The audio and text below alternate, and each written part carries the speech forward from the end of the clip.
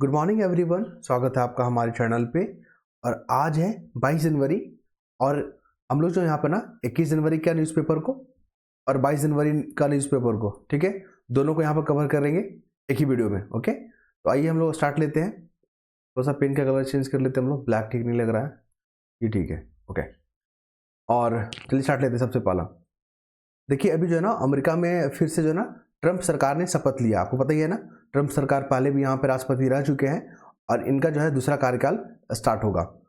तो जैसे ही इन्होंने यहाँ पे शपथ लिया, ठीक है, तो बहुत सारे मुद्दे पे इन्होंने बातचीत किया और फटाफट चीज़ों को यहाँ पे लेना शुरू किया। जैसे कि यहाँ पे फैक्ट याद रखिएगा कि कितने नंबर के ये राष्ट्रपति हैं, डोनाल्ड ट्रंप 47th वाले, ठीक है, 47th रैंक के। वनडे एग्जाम में पूछ लेता है, ये हो गया। साथ ही बता दें यहाँ पे इन्होंने जो दक्षिणी सीमा, मान लीजिए ये आपका ऑस्ट्रेलिया है, ठीक है, और यहाँ पे जो दक्षिणी प्रांत है, यहाँ पे क्या हो गया, इमरजेंसी डिक्लेयर करेंगे, ठीक है, क्योंकि वहाँ पे कनाडा और मैक्सिको से जो यहाँ पे सीमा साझा होता है और वहाँ पे नहीं चाहते कि इलीगल माइग्रेट यहाँ पे लोग करके हमारे अमेरिका में आए। पाला हो गया, जो अवैध होते हैं ना, अवैध लोग, उन पर नकेल कसने का यहाँ पे उन्होंने बात किया। दूसरा क्या यहाँ पे महत्वपूर्ण मुद्दा, कुछ नहीं है, इतना याद रखिएगा बस। नेक्स्ट मूव करते हैं यहाँ पे। तो ये जो है ना, वर्ल्ड इकोनॉमिक फोरम ने एक रिपोर्ट निकाला, एडेलमैन ट्रस्ट बैरोमीटर। ये जो रिपोर्ट है ना, ये विश्वास को लेकर यहाँ पे रिपोर्ट निकाला जाता है। कहने का मतलब कि कौन सी सरकार पर, जैसे भारत है, भारत की एग्जाम्पल लेते हैं, तो भारत की जो जनता है ना, भारत सरकार पर कितना भरोसा करती है, वहाँ की संस्थाओं पर कितना भरोसा करती है, एनजीओ पर कितना ट्रस्ट है। तो इसी को लेकर जो है ना वर्ल्ड इकोनॉमिक फोरम यहाँ पे क्या निकाली, रिपोर्ट निकाल रही है, जिसका नाम है एडेलमैन ट्रस्ट बैरोमीटर। तो टॉप पर कौन है, चाइना है, सेकेंड पे कौन है, इंडोनेशिया है, एंड थर्ड पे कौन है, इंडिया है अपना, जो रैंकिंग निकाली है उसके हिसाब से एडेलमैन ट्रस्ट बैरोमीटर, ये हो गया। तो यहाँ पे जो एग्जाम में आपको अक्सर देखने को मिलेगा ना, तो यहाँ पे वर्ल्ड इकोनॉमिक फोरम जो है कौन कौन सा रिपोर्ट निकालती है उसको लेकर पूछ लेता है। बोला ग्लोबल रिस्क रिपोर्ट कौन निकालता है, वर्ल्ड इकोनॉमिक फोरम, याद रखिएगा। फिर वर्ल्ड इकोनॉमिक फोरम का जो ना हर साल जो है ना बैठक होता है, कहाँ पे होता है, स्विट्जरलैंड, ठीक है, दावोस का स्विट्जरलैंड में। ये क्वेश्चन इस बार बीपीएससी में पूछ लिया गया है, तो याद रखिएगा, इंपॉर्टेंट है। जो हम बता रहे हैं, जो आपके साथ डिस्कस कर रहे हैं ना, उसको एक बार जरूर देखिएगा, ध्यान में रखिएगा, क्वेश्चन यहाँ से पूछेगा। ग्लोबल रिस्क रिपोर्ट से बहुत बार क्वेश्चन पूछा गया, आप यूपीपीसीएस का और एमपीपीसीएस का और जेपीसी के क्वेश्चन को देखिएगा, वहाँ पर देखिएगा आपको। ग्लोबल जेंडर गैप के बारे में भी बता दें आपको, ये भी क्वेश्चन पूछा गया यूपीएससी में। फिर यहाँ पे एनर्जी ट्रांजिशन रिपोर्ट है, इसको भी लेकर क्वेश्चन पूछा गया है। ग्लोबल जो है ना tourist and travel and tourist report भी कौन निकालता है, वर्ल्ड इकोनॉमिक फोरम निकालता है, ये भी फैक्ट याद रखेंगे। अब आपको बता दें यहाँ पे, अभी हमारा रिपब्लिक डे सेलिब्रेशन होगा 26 जनवरी को, होगा ना। तो यहाँ पे जो हमारे मुख्य अतिथि हैं कौन है, इंडोनेशिया के राष्ट्रपति हैं। तो इस बार जो पैरेड हो रहा है ना, जो कर्तव्य पाथ पर, उसमें जो है ना इंडोनेशिया के जवान भी इसमें पार्टिसिपेट करेंगे, ठीक है। तो क्वेश्चन को ट्विस्ट करके पूछ सकता है, ध्यान रखेंगे आप। उसके बाद आपको बता दें यहाँ पे, ये है, इनका नाम है स्वाति मालीवाल, ये सांसद है राज्यसभा में और ये कई दफ़ा से जो है ना न्यूज़ में आ रहे थे, कुछ महीने पहले भी कंटिन्यू आए थे और अभी भी आ रहे हैं। इन्होंने कहा कि जो दिल्ली में की जो हालत है ना, वो दक्षिणी सूडान की तरह ना बन जाए। दक्षिणी सूडान में आप देखोगे ना, तो वहाँ के जो नागरिक हैं उनको वहाँ पे बेसिक फैसिलिटी वगैरह नहीं मिल पा रहा, जैसे पानी को लेकर, साफ सफाई को लेकर, ठीक है। तो इस तरह का हालत ना बन जाए दिल्ली में, इसी को लेकर यहाँ पे कमेंट किया है उन्होंने। अब आते हैं इंपॉर्टेंट जो है ना, भारत ने कौन कौन सा ऑपरेशन को चला रखा है अपने नागरिकों को सुरक्षित वापस लाने के लिए। जैसे कि ऑपरेशन कावेरी, माफ कीजिएगा, कावेरी जो है ना, सूडान में जो भारतीय नागरिक थे ना, उनको सुरक्षित भारत में लाने के लिए ऑपरेशन कावेरी को लॉन्च किया गया था। ये ऑपरेशन हम लोग इसलिए देख रहे हैं ना, क्योंकि आप देखोगे स्टेट पीसीएस में बहुत बार ऑपरेशन पूछ ले रहा है, ठीक है। जेपीसी का क्वेश्चन देखिएगा, इसमें यही वाला जो है ना, एक तरफ जो है ऑपरेशन दे देता है और दूसरी तरफ कंट्री का नाम दे देगा, बोलेगा मैचिंग करके बताइए। तो बहुत बार एग्जाम में रिपीट किया, आप ध्यान रखिएगा। आयरन स्वाइस जो है ना, अभी ऑपरेशन चलाया गया है हमास के खिलाफ इजराइल ने। तो आयरन स्वाइस जो है ना, ठीक है, ये किसने ऑपरेशन चलाया है, तो ये चलाया है हमारा किसने, इजराइल ने, हमास के खिलाफ। दूसरा हो गया। फिर गंगा जो ऑपरेशन है ना, यूक्रेन में जो भारतीय फंसे थे ना, जो रशिया यूक्रेन वार के कारण, तो गंगा ऑपरेशन ऑपरेट किया गया था, ये भी याद रखिएगा। अफगानिस्तान में जो तालिबान सरकार जब सत्ता में आई ना, तो वहाँ से जो भारतीयों को सुरक्षित लाने के लिए जो ऑपरेशन चलाएगा ना, देवी शक्ति, तो इंपॉर्टेंट ऑपरेशन को याद रखिएगा, क्वेश्चन बार बार रिपीट करता है। ये है कोटेशन, अपने आंसर राइटिंग में यूज कर सकते हैं। जीवन में बस वही वास्तविक असफलता है जिससे आपने सीख नहीं ली है।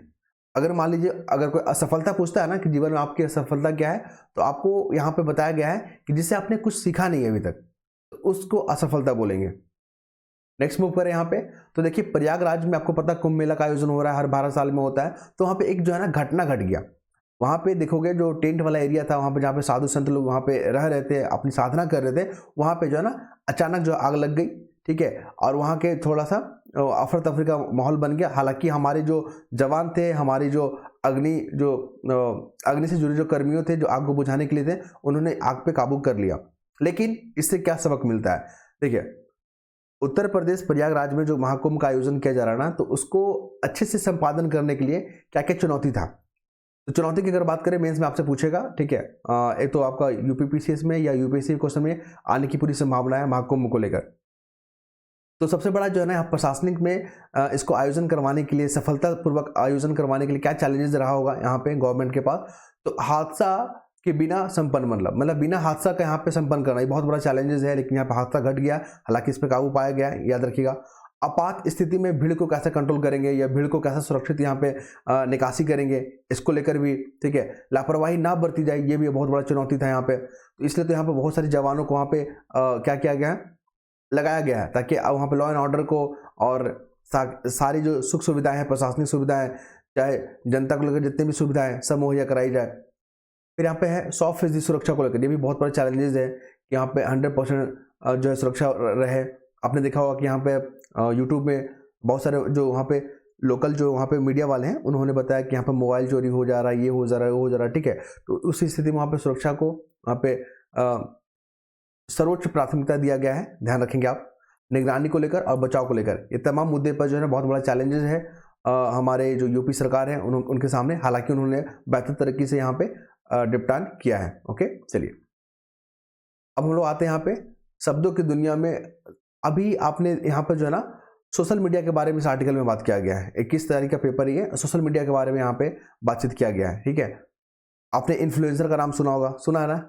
डिजिटल अरेस्ट के बारे में आपने सुना होगा, डीप फेक के बारे में नाम सुना होगा, और हमने कई बार इसको डिस्कस भी किया है। तो आप लोग ये तमाम कॉन्सेप्ट को ध्यान रखिएगा। अब हम लोग बात करेंगे यहाँ पे ना कि सोशल मीडिया के क्या लाभ हैं और क्या इसके नेगेटिव इम्पैक्ट है, यहाँ पे हम लोग बात करते हैं। देखिए सोशल मीडिया का यूज होता है ना, तो उसके लाभ में अगर हम लोग बात करें, जैसे कि रचनात्मक गतिविधियां, जैसे कि हम लोग यहाँ पे क्रिएटिविटी, डांस को लेकर, गायन को लेकर, है ना, कुकिंग को लेकर तमाम हम लोग वीडियो बना के डालते हैं यूट्यूब पे, देखते भी है। तो इससे रचनात्मक गतिविधियों को बढ़ावा मिला, ये हो गया। समाज में एक स्थान मिला, मान लीजिए जिसके फॉलोअर बहुत ज़्यादा है और जो लोग अच्छे अच्छे कंटेंट बना के डाल रहे हैं, चाहे वो एजुकेशन से जुड़ा हुआ हो, ज्ञान से जुड़ा हुआ हो, ठीक है, तो उनके फॉलोअर बढ़ रहे हैं, तो उनको समाज में एक उच्च दर्जा का स्थान मिल रहा है, जिसको इन्फ्लुएंसर बोलते हैं। तो ये भी फायदा है, सकारात्मक है। जागरूकता बढ़ गया है। मान लीजिए कोई भी घटना घटता है, ठीक है, जो कि, तो उसको जो है वायरल हो जाता है न्यूज़ सोशल मीडिया पे, और लोगों के पास ये जानकारी पहुंचती है, तो लोग उससे सीखते हैं कि हाँ हमें इस तरह का नहीं करना चाहिए, इस तरह की अगर स्थिति उत्पन्न होती है तो हमें कैसे हैंडल करना चाहिए। तो जागरूकता का भी काम कर रहा है। फिर यहाँ पे करोड़ों का कमाई हो रहा है। अब आपको पता ही है यूट्यूब जो है पैसा प्रोवाइड करती है, अगर आपके कंटेंट अच्छे होते हैं, आपके फॉलोवर अच्छे होते हैं, वाचिंग आवर अगर बढ़ गया, आपका सब्सक्राइबर बढ़ गया, तो आपको यहाँ पे पैसा का कमाई होता है। तो ये लाभ की बात हो गई। यहाँ पे रोजगार यहाँ पर मिल ही रहा है। तो ये सब पॉजिटिव इंपैक्ट है। मेंस में आपसे क्वेश्चन पूछेगा, ध्यान रखिएगा कि सोशल मीडिया जो है ना आज वरदान साबित हो रहा है, साथ ही साथ अभिशाप भी बनता जा रहा है। इसको आप किस तरह देखते हैं, टिप्पणी करें। तो यहाँ पे लाभ में आपको ये चीज़ दिखना है। क्वेश्चन में स्पष्ट लिखा रहेगा, आप लोग पढ़िएगा क्वेश्चन को, मेंस वाला हो, तो आपको समझ में आ जाएगा कि यहाँ पे आपको नेगेटिव पॉइंट पे बात करना है या आपको पॉजिटिव पॉइंट पे बात करना है, सब समझ में आ जाएगा। नेक्स्ट मूव पर यहाँ पे नकारात्मक पक्ष को लेकर देखिए, प्रैंक स्टार, आपने देखा होगा जो यूट्यूब में बहुत सारे प्रैंक स्टार के नाम पे जो है ना उनके जो निजी जो जीवन होता है, जो उनकी गोपनीय जो जीवन होता है, ठीक है, व्यक्तिगत स्वतंत्रता होता है, उसका हानि हो जाता है प्रैंक स्टार के नाम पे। बहुत लोग प्रैंक करने के नाम पे, ठीक है, दुर्घटना देखने को मिलता है। रील अपलोड करने के लिए लोग ट्रेन पर जो है ना अजीबोगरीब वीडियो बना रहे होते हैं, तो उससे दुर्घटना भी होता है। जागरूकता की कमी हो जाती है। सोशल मीडिया तो लोग यूज़ कर रहे हैं, लेकिन उसके नेगेटिव इम्पैक्ट, उससे जो है साइबर ठग का भी मामला उठ सकता है या आप उसके शिकार हो सकते हैं। तो इस तरह की जागरूकता का अभाव यहाँ पर देखने को मिला। साइबर अपराध आपने देखा ही है, डिजिटल अरेस्ट को लेकर, फिर यहाँ पे पैसों का हेराफेरी को लेकर। यहाँ पे फिर हम लोग बात करेंगे यहाँ पे थंबनेल कंटेंट। देखिए टीआरपी को लेकर भी बहुत बड़ा मुद्दा है। टीआरपी जो है ना, कोई भी जो मीडिया वाले टीआरपी बटोरने के लिए, ठीक है, तो वहाँ पे अजीब तरह का वहाँ पे हेडिंग देते हैं या थंबनेल बनाते हैं। उसी प्रकार आपने देखा होगा सोशल मीडिया में भी थंबनेल का कॉन्सेप्ट यहाँ पर है। अजीब सा वहाँ पर लिख देंगे, ठीक है, कि इन्होंने ये कर दिया, और वहाँ पे इस तरह का दिखाया जाता है और लोग क्लिक कर देते हैं, ठीक है। फिर यहाँ पे है मानसिक बीमारी, सोशल मीडिया जो है ना मानसिक बीमारी को भी यहाँ पे उत्पन्न कर रहा है, साथ ही टीआरपी बढ़ोतरी का भी यहाँ पे मामला देखने को मिलता है। तो ये सब नेगेटिव इम्पैक्ट पे बात की हम लोग, पॉजिटिव इम्पैक्ट पे बात किए। अब हम लोग बात करेंगे इजराइल और हमास के बीच में समझौता हुआ ना, युद्ध विराम जो हुआ समझौता, अब यहाँ पे श्रेय लेने का होड़ हो गया। कहने का मतलब ट्रंप सरकार है और इससे पहले कौन थी, बाइडेन सरकार, तो दोनों यहाँ पे श्रेय लेने का कोशिश किया जा रहा है। तो यहाँ पे जो क्वेश्चन पूछा जाएगा ना चरमपंथी समूह को लेकर, एक कंट्री में जो है ना चरमपंथी जो समूह है, जैसे कि आपने देखा हमास कहाँ है, फिलिस्तीन में है ना, हुती कहाँ पर देखने को मिलेगा, यमन में देखने को मिलेगा, सिया जो चरमपंथी जो ग्रुप है ईरान में देखने को मिलेगा, हिजबुल्ला जो है ना लेबनान में देखने को मिलेगा। तो इस तरह के जो है ना यूपीएससी में क्वेश्चन पूछ लेगा, एक तरफ चरमपंथी संगठन दे देगा, उसका कंट्री दे देगा, बोलेगा मैच करके बताइए। तो आप लोग यहाँ पर ध्यान रखिएगा। गोल्डन क्रिसेंट, गोल्डन ट्रेंगल के बारे में हम लोग बात कर लिए हैं, कोल माइंस के बारे में बात कर लिए हैं। कल के बाद इसको हटा देंगे, इस चीज़ को नया चीज इंक्लूड कर देंगे, ठीक है, 1-2 दिन तक और रहने दीजिए यहाँ पे। फिर यहाँ पे ब्लैक सी को भी ध्यान रखिएगा, और यहाँ पे जो नीलगिरी जो पर्वत है उसको भी याद रखिएगा, बहुत बड़े एग्जाम में यूपीएससी पूछ ले रहा है, यूपीपीसी पूछ ले रहा है। फिर यहाँ पे आप देखेंगे ये ईस्टर्न कोस्ट है और ये वेस्टर्न कोस्ट है, कौन कौन सा इंपॉर्टेंट पोर्ट है ना वो भी ध्यान रखिएगा। फिर यहाँ पे पर्वत को लेकर, ठीक है, केटू हो गया, नंदा देवी, मिहिर हिल्स, दाफला हिल्स, ये भी देखिएगा। फिर यहाँ वेस्ट बंगाल है यहाँ पे, और यहाँ पे म्यांमार है, कौन कौन सा राज्य सीमा साझा करता है वो भी ध्यान रखिएगा। अब है 22 तारीख जनवरी का पेपर, आइए इसको देख लेते हैं हम लोग। यहाँ पे बात करेंगे ना, तो जैसे ही प्रशासन में आए हैं कौन, डोनाल्ड ट्रंप, इन्होंने 2-3 मुद्दे पर बातचीत किया है। एक तो नागरिकता को लेकर, फर्स्ट अमेरिका नीति को लेकर, थर्ड में क्या है WHO को हम छोड़ देंगे, फिर पेरिस समझौता को हम नहीं मानेंगे, तो इस तरह के ट्रीटी से वो बाहर हो जाएंगे। तो ये चीज़ याद रखिएगा। जो क्वेश्चन पूछता है ना और ब्रिक्स को लेकर, यहाँ पे ब्रिक्स के लेकर भी बात किया गया है, ब्रिक्स कंट्री को लेकर इन्होंने कहा कि डॉलर के कंपेयर में अगर कोई अन्य मुद्रा को यहाँ पे चलाने का कोशिश करेगा तो उन देशों पर हम जो है ना 100% का क्या लगा देंगे, शुल्क लगा देंगे। तो ये ब्रिक्स को लेकर यहाँ इनका कमेंट है। देखिए ब्रिक्स को लेकर आपने देखा होगा स्टेट पीसीएस में बहुत बार क्वेश्चन पूछता है। तो ब्रिक्स में जो है ना आपको बता दें 2025 का जो सम्मेलन है ना कहाँ पे होगा, ब्राजील में होगा। कहाँ पे होगा, ब्राजील में। आप लोग कमेंट करके बताइएगा कि 2024 का कहाँ पे हुआ था, ठीक है। तो वर्ल्ड ट्रेड करना 17% कवर करता है, ये जेपीसी में क्वेश्चन पूछा गया था। 3-4 स्टेटमेंट दे दिए थे, बोला था कौन सा सही है। जीडीपी का 30% को कवर करता है, आबादी का 45% को कवर करता है, कौन, ब्रिक्स कंट्री। मुख्यालय से कहाँ पे, हेडक्वार्टर कहाँ पे, संघाई में है, और 2006 में ये बना था ब्रिक्स। और अभी जो नए मेंबर बने ना इसमें मिस्र हो गया, इथोपिया, ईरान, सऊदी अरब, यूएई, ये भी तमाम फैक्ट को आप याद रखेंगे। नेक्स्ट मूव करें यहाँ पे, तो देखिए यहाँ पे होम मिनिस्ट्री ने एक यहाँ पे आदेश निकाला है कि जो भी एनजीओ, नॉन गवर्नमेंट जो ऑर्गेनाइजेशन होते हैं, उनको अगर विदेशी फंड चाहिए तो उनको रजिस्ट्रेशन करवाना होगा। कहाँ पे, FCRA, foreign contribution regulation act. ये क्वेश्चन यूपीएससी में पूछा गया है, ध्यान रखिएगा। तो कोई भी एनजीओ को अगर बाहर का फंड लेना है ना, बाहर से अगर उनको सहयोग लेना है तो उनको यहाँ पे पंजीकरण अनिवार्य है। ये क्वेश्चन याद रखिएगा, यूपीएससी में पूछा गया है। साथ ही आपको बता दें यहाँ पे कि जो भी एनजीओ FCRA में रजिस्ट्रेशन करवाते हैं और जिस मोटिव से पैसे को वो क्या कर रहे हैं, प्राप्त कर रहे हैं कि हाँ मुझे जो है ना सामाजिक क्षेत्रों में खर्च करना है, तो आप पैसे को वहीं पर खर्च कीजिएगा, कहीं और नहीं। फिर हम लोग बात करते हैं यहाँ पे, अभी जो है ना पटना में, बिहार के पटना में पीठासीन अधिकारियों मतलब जो अध्यक्ष होते हैं लोकसभा के हो गए, विधानसभा के, स्टेट वाले विधानसभा का हो गए, तो वहाँ पे यहाँ पे सम्मेलन चल रहा था। तो तमिलनाडु के जो राज्यपाल थे ना, उन्होंने बहिर्गमन कर दिया गया, बहिष्कार कर दिया, ठीक है। तो जब मैंने पूरा आर्टिकल पढ़ा तो यहाँ पर राज्यपाल को लेकर क्वेश्चन पूछता है कि राज्यपाल की शक्तियों से जुड़ा हुआ कौन कौन सा आयोग या समिति बना था। तो याद रखिएगा पुंछी आयोग जो है ना राज्यपाल से जुड़ा हुआ है, राज्यपाल को लेकर यहाँ पे इन्होंने सिफारिशें किया है। सरकारी आयोग भी पूछा गया है, राजबन्नार भी राज्यपाल से जुड़ा हुआ है, और वेंकट चलैया ये भी जो समिति है ना, ये आयोग है ना राज्यपाल से जुड़ा हुआ है, याद रखेंगे। और राज्यपाल का अपॉइंटमेंट कौन करते, राष्ट्रपति करते, ये भी क्वेश्चन पूछा गया है बहुत बार। 156 जो हमारा आर्टिकल है ना उसमें क्या लिखा गया है कि राज्यपाल जो है ना राष्ट्रपति के प्रसाद पर्यत, जिसको प्लेजर बोलते हैं, तक अपने पद पर धारण करेंगे। तो इसी को लेकर यहाँ पे जो है ना आर्टिकल लिखा हुआ है, ध्यान रखिएगा, क्वेश्चन यहाँ से पूछा जाता है। उसके बाद हम लोग बात करेंगे हमारे संविधान में। आपने देखा होगा कि हमारा संविधान बना कितना साल में, 2 साल 11 माह 18 दिन लगा ना, लगभग 6 करोड़ का यहाँ पे पैसा खर्च हुआ था ना। तो ये सब क्वेश्चन तो पूछे ही जाते हैं वनडे एग्जाम में, लेकिन जो इंपॉर्टेंट जो यूपीपीसीएस में या यूपीएससी में पूछा गया ना, जो ड्राफ्ट कमेटी होता है, ड्राफ्ट कमेटी जो है ना कुल 7 मेंबर थे, उसके अध्यक्ष कौन थे, उसके अध्यक्ष थे BR अम्बेडकर जी, है ना, तो यह भी याद रखिएगा।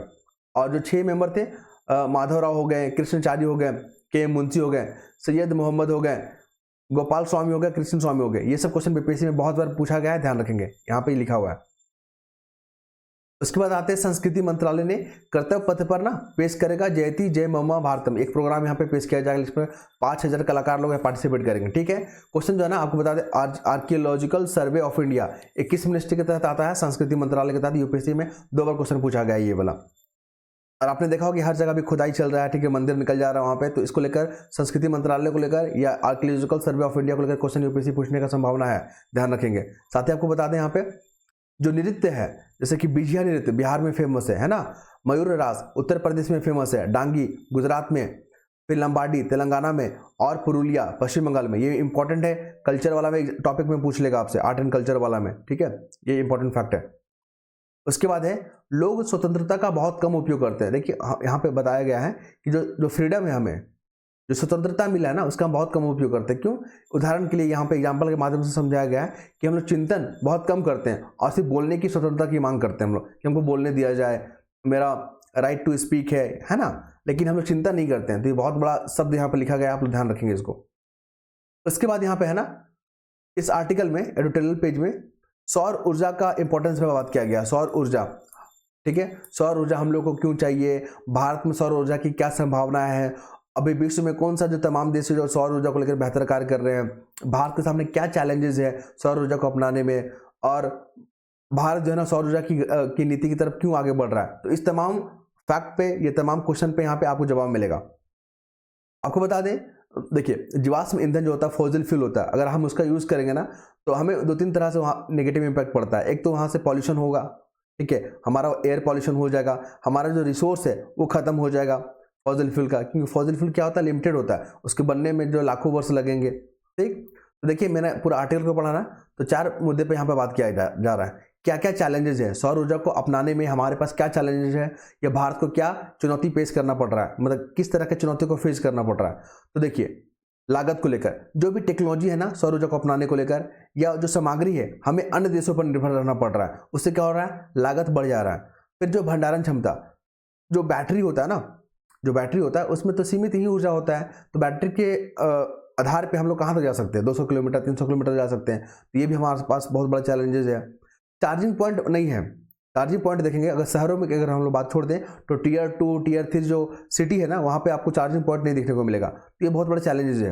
अब हम लोग बात करेंगे चैलेंजेस से निपटे कैसे। तो देखिए बड़े पैमाने पर हमें उत्पादन पर जोर देना होगा, जो सामग्री है जो बनाने के लिए हमें चाहिए सौर ऊर्जा को अपनाने के लिए, उसका उत्पादन करना होगा। हमें सब्सिडी पे काम करना होगा, गवर्नमेंट को यहाँ पर सब्सिडी देना होगा, ताकि जो भी इंडस्ट्री यहाँ पे इन्वॉल्व हो उनको जो है ना सहूलियत मिल सके। तो जो चार्जिंग पॉइंट है, जो नेटवर्क है, उसके विस्तार पे हम लोग बात करना होगा। अब हम लोग आते हैं कि सौर ऊर्जा हमको क्यों चाहिए, भारत में इसकी मांग क्यों बढ़ रही है। तो देखिए एक तो पॉपुलेशन भारत में बढ़ रहा है, तो ऊर्जा का मांग बढ़ेगा ना, इस कारण से हमको सौर ऊर्जा चाहिए। ये पर्यावरण हितैषी है या पर्यावरण के अनुकूल है, नेगेटिव इम्पैक्ट नहीं पड़ता है। जीवाश्म ईंधन पर जो निर्भरता है हमारा, उस पर कम करने के लिए हमको सौर ऊर्जा चाहिए। जागरूकता है यहाँ पे, ठीक है, लोगों को पता चल गया है कि सौर ऊर्जा अपनाएंगे तो हमको इन्वायरमेंट को नुकसान कम से कम होगा, तो इसके कारण से भी सौर ऊर्जा चाहिए। दीर्घकालिक दृष्टिकोण, देखिए जीवाश्म ईंधन जो है ना हमारे इन्वायरमेंट को नुकसान पहुंचाता है अगर हम लोग उसका यूज़ करते हैं। तो अगर हम लोग सौर ऊर्जा को अपनाएंगे ना तो हमें पर्यावरण जो है ना पे कम से कम नुकसान देखने को मिलेगा। फिर बात करेंगे तकनीक की उपलब्धता। अब भारत में भी टेक्नोलॉजी डेवलप हो रहे हैं, तो इसलिए लोग जो है ना सौर ऊर्जा की तरफ मूव कर रहे हैं। फिर नवीकरणीय ऊर्जा की क्षमता, फिर पर्यावरणीय चिंता, क्योंकि पर्यावरण को हमारा नुकसान ज़्यादा होता है ना, तो लोग फिर जो है ना फॉसिल फ्यूल को यहाँ पे अवॉइड कर देंगे। अब हम लोग बात करेंगे कि जो हम लोग फॉसिल फ्यूल यूज़ करते हैं, जैसे कि पेट्रोल हो गया, डीजल हो गया, उसका हम लोग यूज़ करते हैं ना, कोयला का यूज़ हो गया, तो हमारे जो वर्ल्ड पे भारत में क्या क्या इम्पैक्ट पड़ता है। तो ग्लोबल वार्मिंग आपको देखने को मिलता है ना, वैश्विक ताप बोलते हैं इसको, वायु प्रदूषण देखने को मिलता है, जो दिल्ली में बहुत बड़ा मसला बना हुआ है ये वाला ग्लोबल वार्मिंग, पूरा देश इससे चिंतित है। स्वास्थ्य की समस्याएं देखने को मिल रहा है। ये तमाम मैंने पूरा डिस्कस लिख दिया, पॉइंट बना दिया है, फ्लो चार्ट बना दिया, ताकि आप लोग बार बार देखेंगे तो चीज़ें याद हो जाएगा, ठीक है, तो और मेंस में आप लोग बेहतर परफॉर्म करके आएंगे। अब हम लोग बात करेंगे विदेश मंत्री जयशंकर, वो गए हैं अमेरिका में, क्योंकि वहाँ पे शपथ समारोह हुआ था। अब जो है ना वहाँ पे भारत और अमेरिका के बीच में कौन कौन से मुद्दे हैं जिसपे साथ मिलकर काम किया जा रहा है। तो देखिए भारत और अमेरिका के बीच में क्वाड को लेकर अभी चल रहा है, QUAD क्वाड को लेकर। फिर इंडो पैसिफिक जो रीजन है उसको लेकर बातचीत चल रहा है। H1B वीज़ा है उसको लेकर यहाँ पे बातचीत चल रहा है। ये सब तमाम कॉमन एरिया जिस पे भारत और अमेरिका मिलकर यहाँ पे बातचीत कर रहे हैं और साथ आगे बढ़ेंगे, ठीक है, ध्यान रखेंगे। इसके बाद हम बात करेंगे भारत और चाइना के बीच में क्या मुद्दे हैं। तो भारत और चाइना के बीच में सबसे बड़ा मुद्दा है सीमा विवाद, क्योंकि आपने देखा था 2020 में जो घटना घटा था ना, तो उस पर अभी भी वहाँ पे जो है माहौल तनाव कहीं देखा जा रहा है, लेकिन धीरे धीरे इसको रिजॉल्व किया जा रहा है, ध्यान रखिए। क्वाड में 4 मेंबर होते हैं, ऑस्ट्रेलिया, भारत, जापान, अमेरिका। और इंडो पैसिफिक क्षेत्र में जो चाइना का दबदबा जो बढ़ रहा है ना, उसको काउंटर करने के लिए या उसको बैलेंस करने के लिए क्वाड बहुत इंपॉर्टेंट हो जाता है। क्वाड की भूमिका को लेकर मैं इसमें क्वेश्चन पूछेगा कि क्वाड से आप क्या समझते हैं, कौन कौन से इसमें मेंबर है, ये जो है ना इंडो पैसिफिक में भारत या तमाम मेंबरों के हितों को कैसे सुरक्षित करता है, या चाइना की पॉलिसी को किस तरह नियंत्रित करता है। तो इस तरह के क्वेश्चन जो फ्रेम किए जा सकते हैं। नेक्स्ट मूव करें तो सिंधु जल जो यहाँ पे विवाद देखने को मिलता है, सीधा पीटी में पूछ लेगा कि सिंधु जल जो विवाद है ये किन दो देशों के बीच में है। तो ये भारत और पाकिस्तान के बीच में, आप इसको याद रखिएगा। ये जो समझौता ना 1960 के बीच में हुआ था। उसके बाद आइए यहाँ पे, तो अभी फ्रांस में जो है ना आर्टिफिशियल इंटेलिजेंस को लेकर एक शिखर सम्मेलन हो रहा है। कहाँ पे? फ्रांस के पेरिस में हो रहा है। इंपॉर्टेंट फैक्ट है, इसको ध्यान रखेंगे। फिर हमने इस पॉइंट पे बात कर ही लिया, अफीम वाला क्षेत्र है, कोल माइंस वाला भारत का क्षेत्र है, इस पर बात किया हमने। मिट्टी को लेकर बात कर लिया है, ब्लैक सी को लेकर बात कर लिया यहाँ पे, नीलगिरी को लेकर, फिर यहाँ पे कार्डमम हिल्स को लेकर यहाँ पे बात कर लिए हैं। यहाँ पे ईस्टर्न पोर्ट और वेस्टर्न पोर्ट पे बात कर लिए। यहाँ पे माफ कीजिएगा, ये हो गया ईस्टर्न और ये हो गया वेस्टर्न पोर्ट पे बात कर लिए। चेन्नई पोर्ट को लेकर पूछ लिया बीपीसी ने। फिर यहाँ पे पर्वत को लेकर बात की है, काराकोरम, लद्दाख, जास्कर, फिर पंजाल। यहाँ पे जो आपका बांग्लादेश हो गया, यहाँ पे म्यांमार हो गया, इसको लेकर भी हम लोग बात किए थे। ये तमाम हमने न्यूज़पेपर को कवर किया। आई होप आप लोगों को पसंद आया होगा। और हाँ, आप लोग ज़्यादा से ज़्यादा कमेंट करेंगे, अपना यहाँ पर रिस्पॉन्स दर्ज करवाएंगे, ठीक है, ताकि मुझे अच्छा लगे पढ़ के कि हाँ आप लोग को मज़ा आ रहा है। और कोई भी अपना फीडबैक देना चाहते हैं तो दे सकते हैं आप लोग, ठीक है। नेक्स्ट वीडियो मिलते हैं, धन्यवाद।